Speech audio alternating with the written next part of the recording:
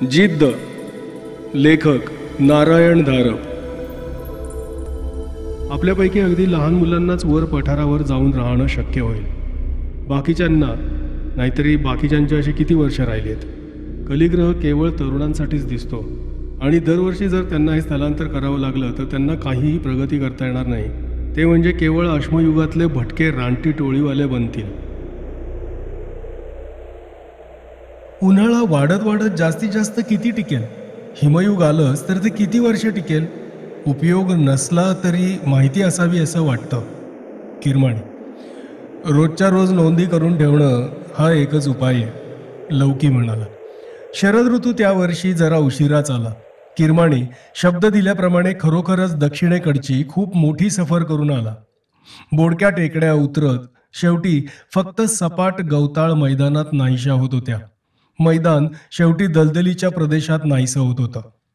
कलीवरचे सर्व प्राणी हिवाळ्यात येथे येऊन राहत असत, पण किरमाणीला कोठेही धातूची खनिजं दिसली नाहीत. वसंत ऋतू येताच परत उत्तरेकडच्या पर्वतात शोध घ्यायचं त्यानं ठरवलं. त्या हिवाळ्यात त्याची पत्नी मुलाला जन्म देता देता मरण पावली. किरमाणी खचला, पण त्याच्या मुलाच्या आणि जन्मलेल्या इतर मुलामुलींच्या भवितव्याची जबाबदारी आता त्याच्यावर आली होती. त्याचा दृष्टिकोन हळूहळू बदलत होता. त्याच्या डोळ्यांसमोर पुढची काही वर्ष नव्हती, तर पुढच्या कित्येक पिढ्या होत्या. सध्या लहान असणाऱ्यांपैकीच कोणीतरी सर्वांचा नेता होणार होता, पण त्यांची पृथ्वीची आठवण लहानपणापुरतीच मर्यादित होती. पृथ्वीवर राहून मानवी संस्कृती प्रत्यक्ष जगणारे असे ते शेवटचे स्त्री पुरुष होते. आता ते काय करतात यावर कलीवरच्या भावी मानववंशाचं सर्व भविष्य अवलंबून होतं. काही करायचं असलं तर ते त्यांना आत्तापासून, या क्षणापासून सुरू करायला हवं. त्यांना फार वर्ष उरली नव्हती. रात्री हा विषय निघाला तेव्हा असं दिसलं की सर्वांच्याच मनात हे किंवा असे विचार घोळत होते. मोठी माणसं आपापसात पृथ्वी, अगस्तेय, गराड इत्यादींविषयी बोलायला लागली की मुलं त्या गप्पा किती तन्मयतेनं ऐकायची हेही कित्येकांच्या लक्षात आलं होतं. भावी पिढ्यांचे आदर्श, ध्येय, महत्वाकांक्षा या गोष्टीतच सामावली होती. भविष्यात केव्हा तरी कोणत्या ना कोणत्या मार्गानं मानव अगस्तेय ग्रहावर जाणारे, तिथल्या मानवी गुलामांना मुक्त करणारे, गराडांना ठार करून अगस्तेय ग्रहाचा ताबा घेणारे. सेकंदात लक्षावधी मैल अंतर काटणारी मानवजात आज तीर कमठ्यानं जंगली जनावरांची शिकार करत होती, पण त्यांच्या डोळ्यांसमोर सतत हे उदात्त ध्येय तरळत राहायला हवं. आणि मानवानं पृथ्वीवर 12,000 वर्षात अश्मयुगापासून अवकाश युगापर्यंत प्रगती केली होती. तीच प्रगती कलीवर त्यांना 100-200 वर्षात करायची होती. स्वप्नाच्या जोडीला शिक्षण आवश्यक होतं. काही पुस्तकं होती, त्यांच्या जोडीला आणखी काही लिहायला हवी होती. आता हयात असलेल्यात विविध क्षेत्रातले तज्ज्ञ होते. त्यांनी आपलं ज्ञान उतरवून ठेवायला हवं होतं. एक शिंग्यांचं कमवलेलं कातडं म्हणजे कागद, काळ्या झाडापासून केलेली शाई. कलिग्रहावरच्या अवकाश तुरुंगातून मानवाची कधी काळी सुटका व्हायची असेल तर हे सर्व ज्ञान पुढच्या पिढ्यांना उपलब्ध असायला हवं. त्याच हिवाळ्यात शाळा आणि पुस्तक लेखन दोन्हींना सुरुवात झाली. पुस्तकं भावी पिढ्यांना मानवी आचार विचार, शास्त्र, कला, विज्ञान, संस्कृती, नीती, धर्म हे शिकवणार होती. आणि गराड त्यांची शस्त्र, भाषा, त्याबरोबरच त्यांचा विश्वासघातकी क्रूर स्वभाव आणि त्यांच्यापासूनचा धोका हेही शिकवणार होती. लौकीची पुस्तकं पृथ्वीचे अवकाशयानं आणि गराड्यांची अवकाशयानं ही होती. पृथ्वीच्या अवकाश दलातील कॅप्टन या नात्यानं त्याला ठाऊक असलेलं सर्व काही त्यानं त्या 2 पुस्तकात उतरवून ठेवलं. या 2 पुस्तकातील सर्व आकृत्या किरमाणीनं काढल्या आणि लहान मुलांकरवी त्या 2 महत्वाच्या पुस्तकांच्या अनेक प्रती करवण्यात आल्या. संपतनं गराडांची शस्त्रास्त्र यावर पुस्तक तयार केलं. संपतच्या पूर्व आयुष्यात कोणत्या दुर्दैवी घटनेत त्याचा गराडांशी आणि त्यांच्या शस्त्रांशी संबंध आला होता याची लौकीनं चौकशी केली नाही. संपतचं ज्ञान अमूल्य होतं आणि आता सर्वांचा भूतकाळ विस्मृतीत जमा झाला होता. प्रत्येक जणच नवं आयुष्य जगत होता आणि प्रत्येकाला त्याच्या कर्तृत्वानुसार संधी होती. हिवाळा संपताच किरमाणी शब्द दिल्याप्रमाणे उत्तरेच्या सफरीवर गेला. पण 10,000 फूट उंचीचं पठार आणि त्याच्याही वर 10,000 फूट चढत गेलेला पर्वत हा त्याच्याही अचाट जिद्दी पलीकडचा होता.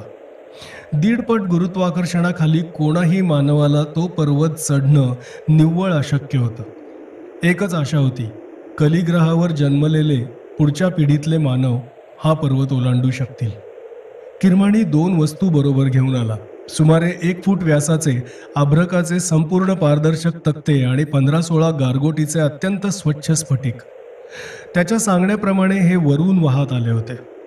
त्याच दुर्गम ठिकाणी इतरही काही खनिजे होती, पण लोखंडाचं खनिज मात्र नव्हतं. 2 अभ्रकांच्या तक्त्यात जराशी हवा ठेवली तर गुहांना उत्तम वातानुकूलित खिडक्या होणार होत्या.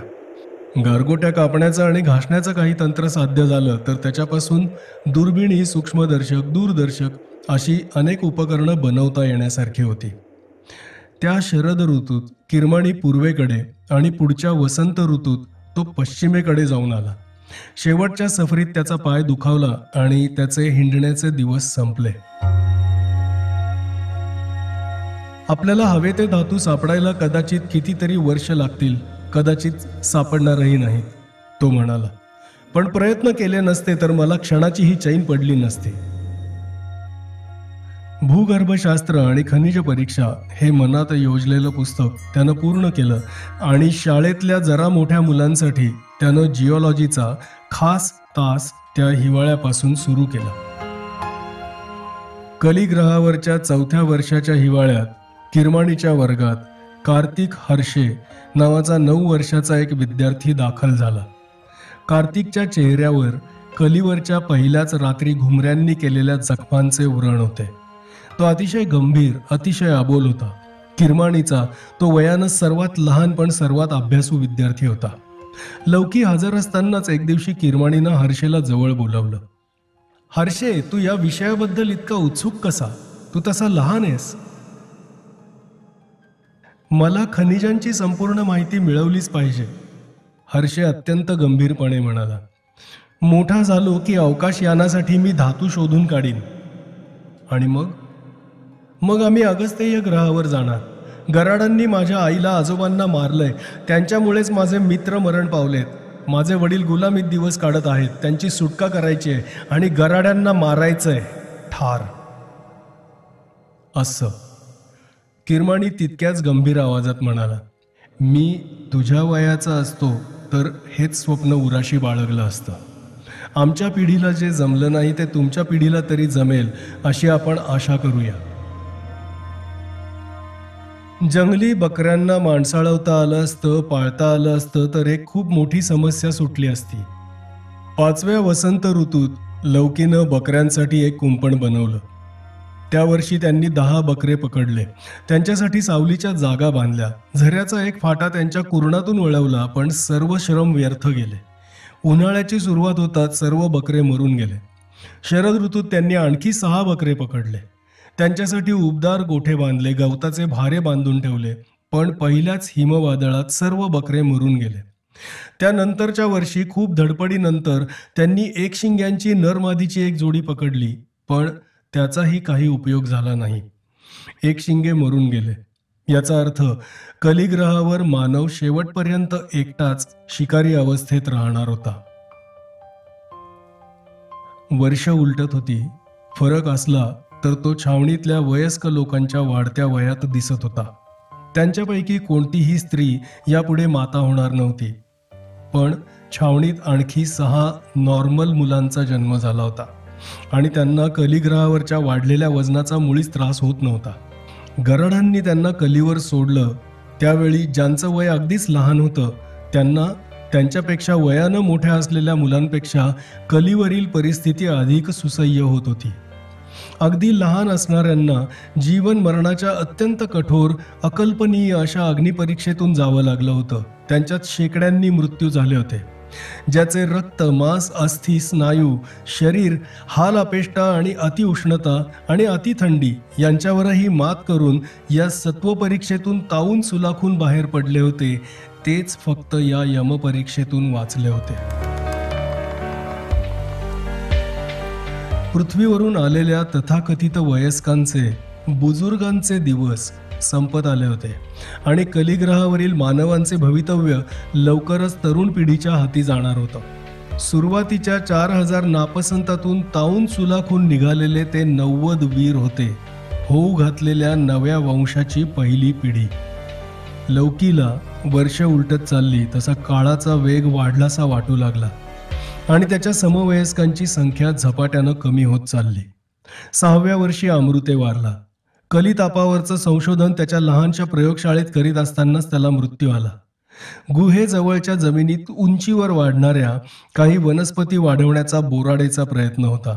त्याच्या लहानशा शेतात तो काम करत असताना एकशिंग्यांनी त्याला भोसकून ठार केलं. 8व्या वर्षी किरमाणी लंगडत लंगडत गुहेबाहेर 1 मैलभर गेला होता. परतताना तो वादळात सापडला आणि शेवटी कलितापानं त्याचा बळी घेतला. संपत त्याच वर्षी घुमऱ्यांशी लढताना मरण पावला. त्याला इच्छामरण आलं. तो शेवटपर्यंत शिकारीच राहिला आणि घुमऱ्यांबद्दल त्याला खरे लढवय्ये म्हणून आदर होता. दरवर्षी हिवाळा लहान होत होता, उन्हाळा वाढत होता. पण हिवाळा लहान असला तरी थंडीचं मान अजिबात कमी होत नव्हतं.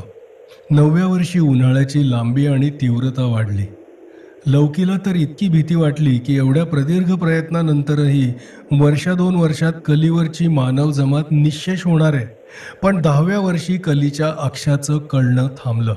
माणसांच्या सहनशक्तीची मर्यादा आली होती. मग सूर्यानं आपला दक्षिणेकडचा प्रवास सुरू केला.